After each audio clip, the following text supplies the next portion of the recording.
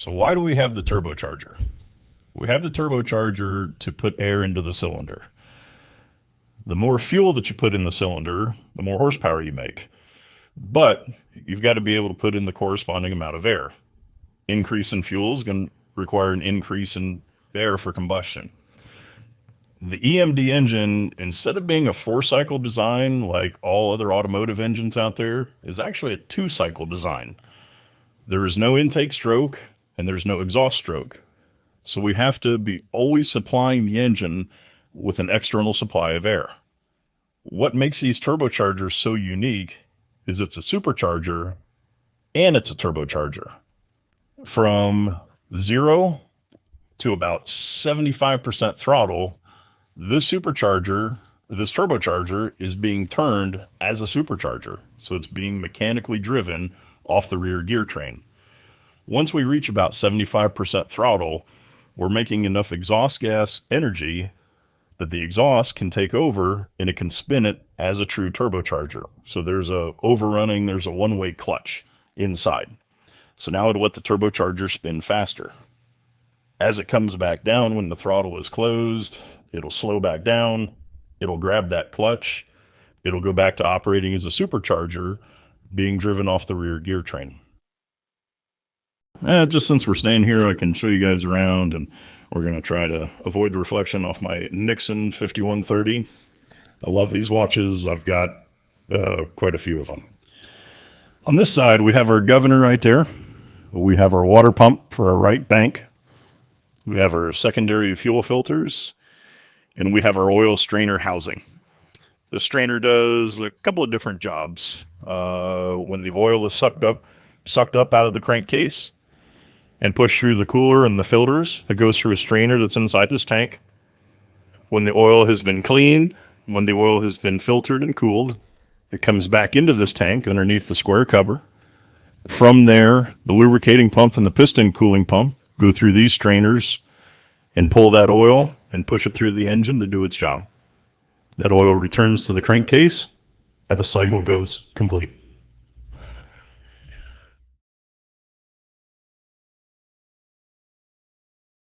So back here at the rear hood, I got some stuff going on. This large structure here is actually the rear sandbox. One of the things on the locomotive is to enhance traction in slippery conditions. The locomotive will carry a supply of sand, normally at the front and at the rear. And at the engineer's control, we can deposit sand through sand nozzles down on the rail. That sand being crushed between the wheel and the rail helps to increase friction so the locomotive can dig in and it can pull harder. One other interesting fact about it is when you've put sand down on the rail, it increases the locomotive traction, but it makes it harder to pull your train. So back in the steam days, you had a rail washer valve in the cab of the locomotive, and you would run over the sand with your drivers to increase traction, and then you would have valves that were just dumping water from the boiler to wash that sand back off the rail so that your cars then go over it and increase drag would actually make it harder to pull. So back here in the back, we've got our sandbox. There in the corner, we've got our load regulator that's controlled by the governor. That controls the amount of excitation that goes to the main generator. So that controls the final output of the main generator. So over here, this is our heating system. This is made by a company up in the Northwest. It's called Hot Start. We've got a heater tank with a heating element, and we have a circulating pump. This draws cold water from the lowest point in the locomotive cooling system, pushes it through the heater tank.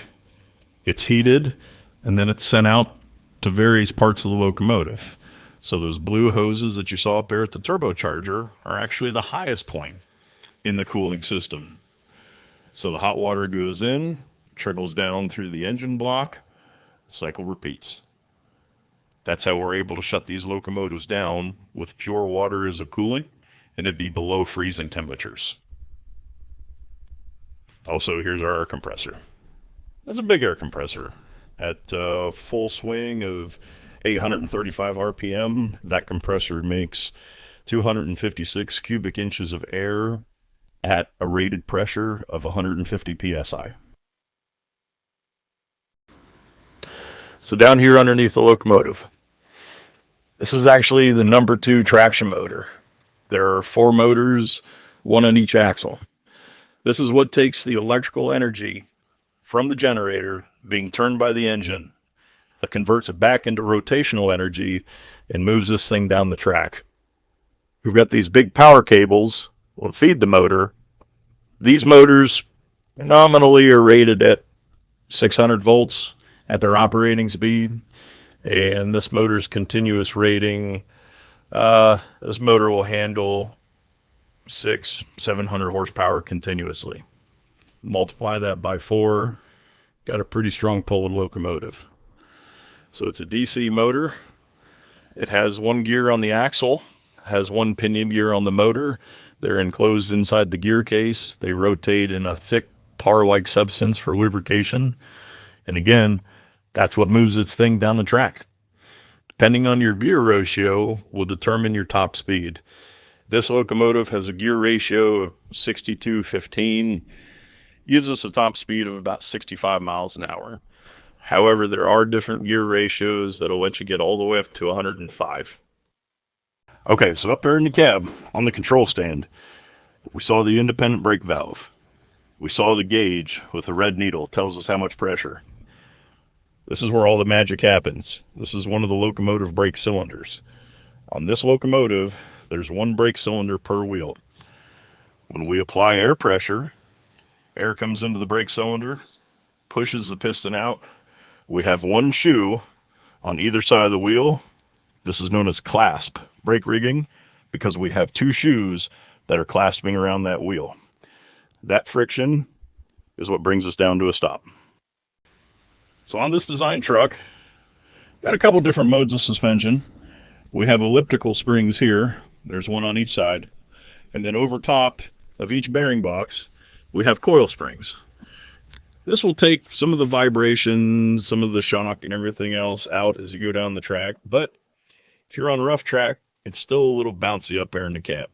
Just like being on a ship, sometimes you need 1 hand for you and the other hand for the locomotive.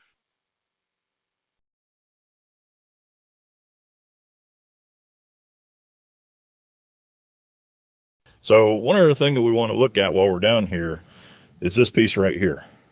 This is known as the axle alternator, but you can think of this as the speed sensor, like on your car.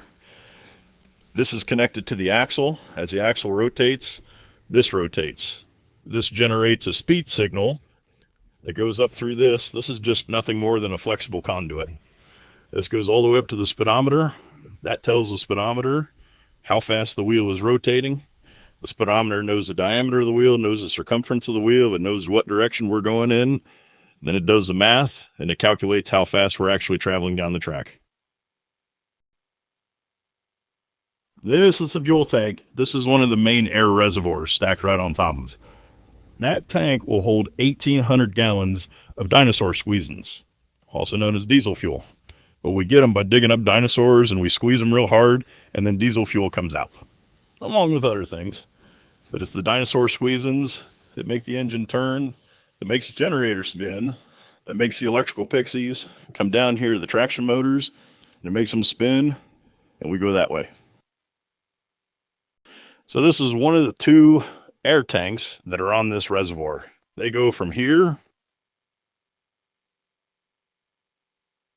all the way down from here.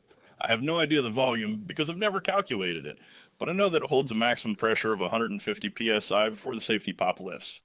This is where the air comes from the compressor. It is stored before we use it in the cab to blow the horn, ring the bell, wipe the rain off the windshield. Oh yeah, and then the brake system. We also need that too.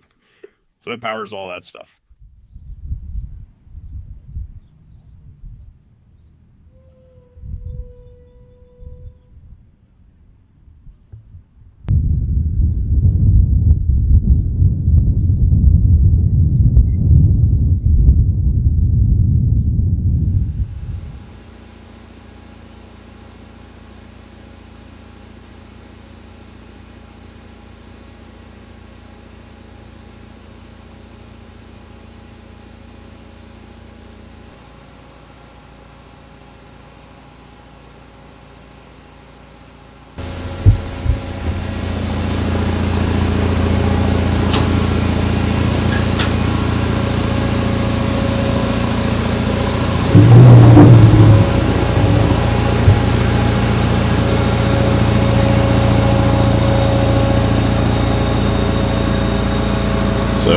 start out by running our fuel pump to prime up the fuel system.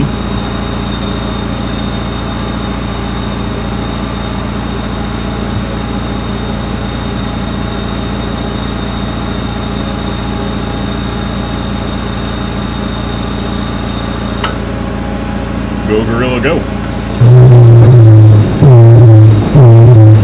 Governor pulls the lay shaft in.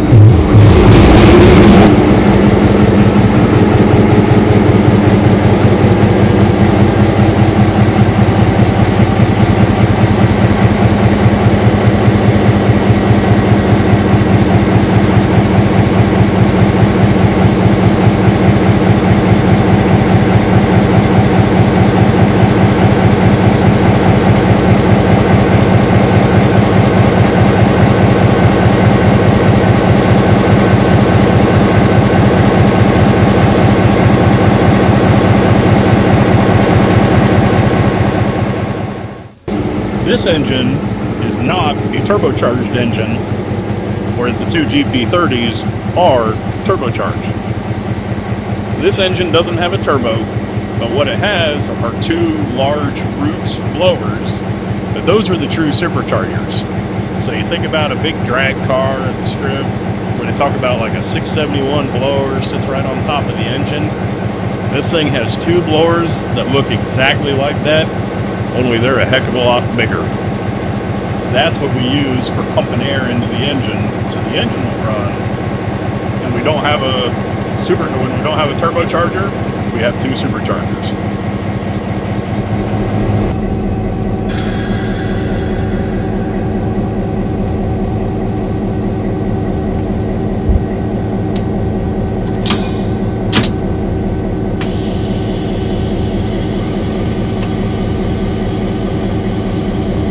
Our brake valve is cut in. We're charging our equalizing reservoir, which is charging our brake pipe. So we're pumping the brake pipe back up. We're recharging all the reservoirs on the cars. So when we go to leave, the brakes are going to be fully released and they'll be fully charged up, ready to make the next brake application as soon as we need it.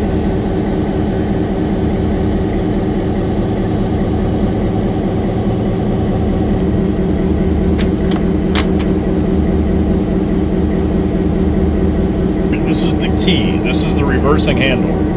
Without it, I can't move the throttle. But plug it in. Now I can move the throttle.